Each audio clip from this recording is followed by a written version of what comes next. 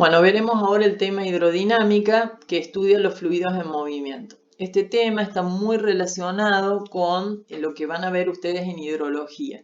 Por eso es importante, si bien se dan las cosas básicas, temas básicos, les va a servir después para hidrología. Primero vamos a definir los tipos de flujo, es decir, recordemos que el flujo es el movimiento, en este caso de los fluidos, o el desplazamiento de los fluidos. Tenemos dos situaciones extremas, lo que llamamos flujo laminar y lo que llamamos flujo turbulento. En el flujo laminar se supone que el fluido es un conjunto de láminas, como si fuera un mazo de cartas, que cuando se mueven no se mezclan entre sí.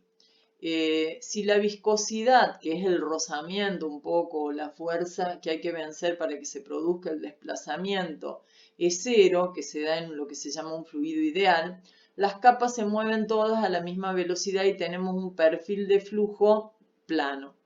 Si nosotros decimos que tenemos viscosidad, que eso es lo que pasa en un fluido real, el perfil en un flujo laminar va a ser de este tipo, es decir, que la capa del medio que está en el centro va a tener una velocidad mayor que las capas vecinas, ¿bien? Y se va a dar este perfil que es un perfil parabólico. Y después tenemos el otro tipo de flujo, que es el flujo turbulento. En el flujo turbulento, que se da en general cuando el fluido lleva gran velocidad, las capas se mezclan entre sí. Es caótico, es irregular. Acá dice que la tasa de flujo es suficientemente alta y también si las superficies en las que se está desplazando tienen algún obstáculo y hace que se cambie la velocidad abruptamente. En este dibujo se muestra lo que es un flujo turbulento de la diferencia con un flujo laminar con viscosidad, porque fíjense que el perfil del fluido es parabólico. En estos casos que se muestran tenemos flujos laminares, fíjense que no hay mezcla entre las capas, esto en realidad es una fotografía de líneas de tinta, que es como si hubiera muchas jeringuillas que están emitiendo tinta en un flujo de agua que está interceptado por una esfera, acá por una superficie que tiene una determinada curvatura. Entonces estas serían como lo que se llaman formas aerodinámicas, que son formas que no producen flujos turbulentos y que se aplican para la construcción de vehículos que están afectados por flujos de fluidos. El número de Reynolds es un número dimensional que se utiliza para el diseño en general de reactores o fenómenos de transporte y me permite determinar si el flujo de un fluido en una cañería recta va a ser del flujo turbulento o del flujo laminar. Y se lo calcula con esta fórmula que dice que el Reynolds es igual a la densidad del fluido por el diámetro de la cañería por la velocidad que lleva ese fluido dividido la viscosidad del fluido. Si ese número me da hasta 3000, vamos a tener un flujo laminar. Si me da mayor a 4400 aproximadamente, tendríamos lo que llamamos un flujo turbulento. Y entre estos dos valores, un flujo intermedio. Vamos a seguir hablando del fluido, del flujo en realidad, y vamos a hablar de las características de un fluido ideal. Es aquel que es irrotacional, es decir, no tenemos mezclas ni vueltas del fluido, siempre va en la misma dirección. No tiene viscosidad y por lo tanto el perfil del flujo va a ser plano. Bueno, es estable y laminar, nuevamente no se mezclan las láminas de este fluido ideal. Es incompresible, quiere decir que la densidad es constante.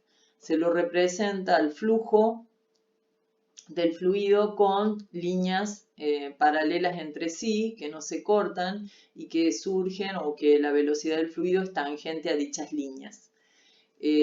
Las partículas de fluido se mueven a lo largo de las líneas y están más juntas en las partes, o representan que en las partes que están a mayor velocidad se las va a representar más juntas.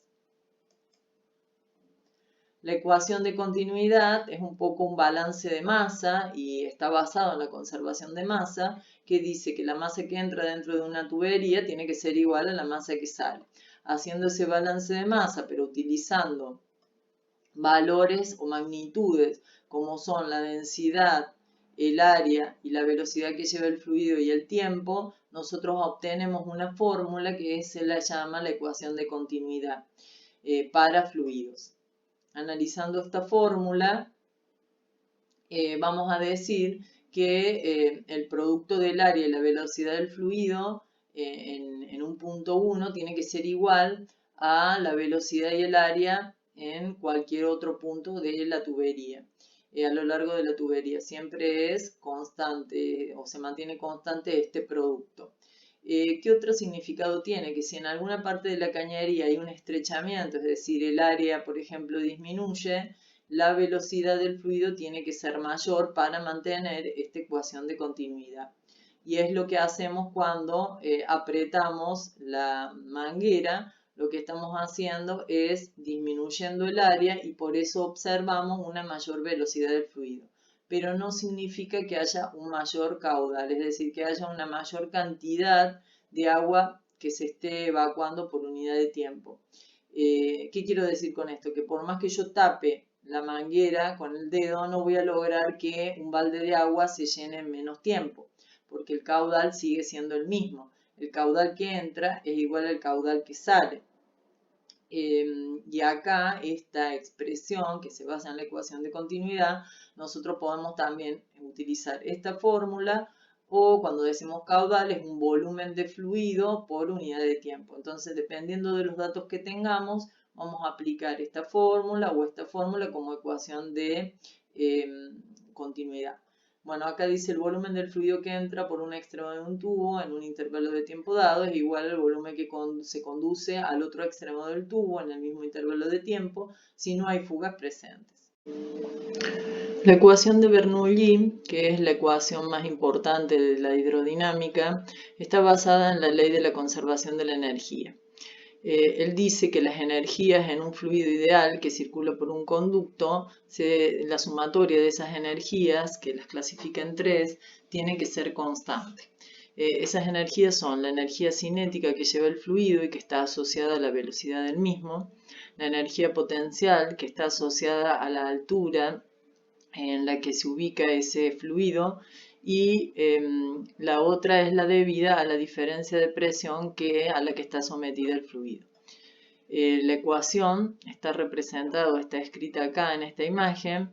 Tenemos la energía referida a la presión, la energía referida a la energía cinética y la referida a la energía potencial relacionada con la altura. Bueno, entonces la sumatoria de estos tres términos, o se lo llama también trinomio, tiene que ser constante. Por ejemplo, tenemos una cañería en la que tenemos un estrechamiento en un punto y entonces vamos a determinar si se cumple o qué pasa al cumplirse la ecuación de Bernoulli. Por la ecuación de continuidad sabemos que a mayor área, menor velocidad y que el caudal se mantiene constante. Entonces, en el punto P1, que podemos considerar en esta zona, el fluido va a tener una velocidad y una presión que vamos a llamar P1. El término de la altura queda cancelado porque no hay una variación en la altura, es decir, no hay no está el término, no existiría el término de energía potencial gravitatoria por unidad de volumen. Sí, lo que ocurre cuando analizamos en el punto 2 hay, como está el estrechamiento, un aumento de la velocidad. Entonces, según la ecuación de Bernoulli, simplificada sin las alturas, el aumento en la velocidad tiene que implicar una disminución en la presión para que realmente se mantenga constante el valor de la sumatoria de las energías en el punto 1. Es lo que está representado acá. Decimos que como el área 2 es menor que el área 1, la velocidad 2 es mayor que la velocidad 1 por la ley de continuidad y por lo tanto, por la ecuación de Bernoulli, la presión en 2 debe ser menor a la presión en el punto 1. En esta filmina se muestra lo que se llama el teorema de Bernoulli, la deducción. Entonces se analiza el trabajo que se realiza sobre una porción de fluido debido al trabajo a fluidos vecinos. Entonces se plantea el trabajo que realiza la fuerza 1 mientras se desplaza y una fuerza 2 mientras se desplaza este fluido, y utiliza la fórmula de presión para extraer esa fuerza, la multiplica en realidad por el desplazamiento y siempre utilizando la expresión de presión llega a la expresión de que el trabajo es igual a la diferencia de presiones por el volumen. Ese trabajo implica una variación en la energía cinética y en la energía potencial del fluido. Entonces, si aplicamos variación de energía cinética y energía potencial y luego lo dividimos a todo por el volumen para obtener la energía por unidad de volumen, obtenemos así la expresión de Bernoulli. Esta es una forma de llegar a la expresión. En el video que le subí de YouTube hay otra explicación. La ecuación de Bernoulli, para reforzar, siempre se aplica a un fluido ideal en flujo laminar. Sin energía externa, la suma de los tres términos de la ecuación permanece constante. A veces van a aparecer casos en que es necesario que se aplique una energía externa, por ejemplo a través de una bomba, para lograr este flujo. Pero bueno, si no se aclara, esto no lo tendrían que tener en cuenta lo que acabo de decir. Muestra que la presión de un fluido disminuye conforme aumenta la velocidad de ese fluido o viceversa. Si disminuye la velocidad va a aumentar la presión. O conforme aumenta la elevación, disminuye la presión. O ambas cosas al mismo tiempo. Digamos, tenemos que hacer una sumatoria tanto de la presión como el término velocidad y el término altura, y estos términos me tienen que dar constante en dos puntos del sistema. La presión absoluta más la presión hidrodinámica, que está dada por el cambio de velocidad, más la presión hidrostática, que está dada por la variación de altura.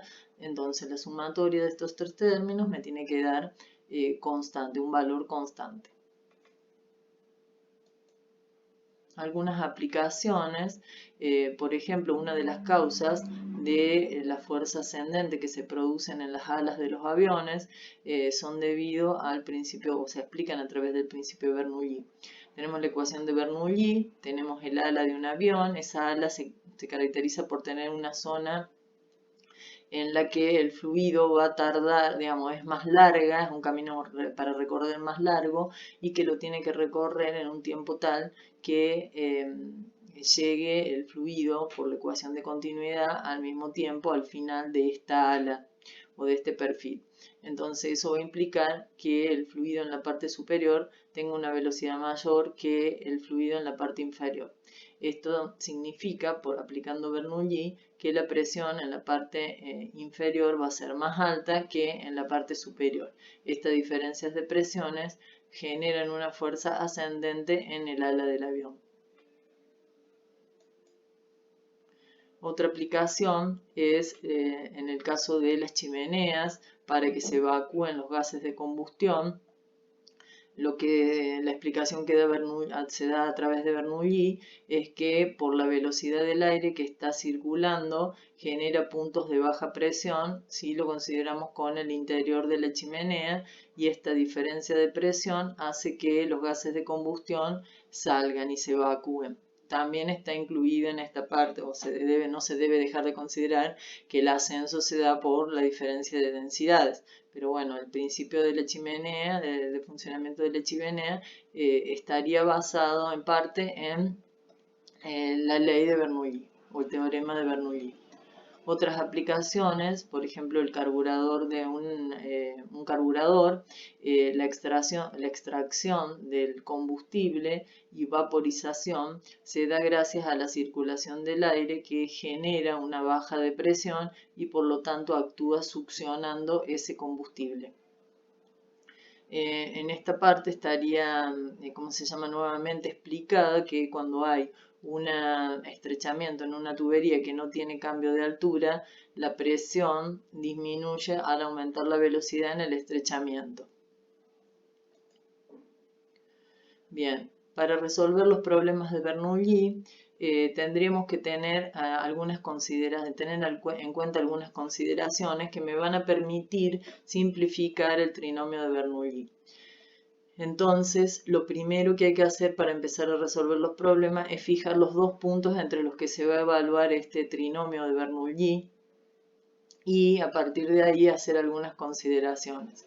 Si nosotros tenemos tanques y boquillas y en el punto 1 y en el punto 2 ambos están sometidos a la presión atmosférica, podemos simplificar en ambos miembros el término de la presión.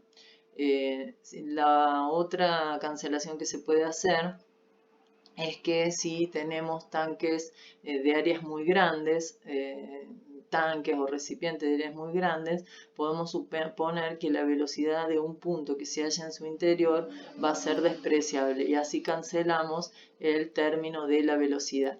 ¿Por qué? Porque al tener el área muy grande, si nosotros dividimos caudal sobre área, tiende a 0. Luego, si tenemos un conducto que no varía su altura, acá que no hay elevación, podemos cancelar los términos que corresponden a la energía potencia gravitatoria, y si en un conducto el diámetro de ese conducto no varía, el grosor, el área, la sección, la velocidad, el término de velocidades también se cancela, y eso va a hacer que mi ecuación sea mucho más sencilla de resolver.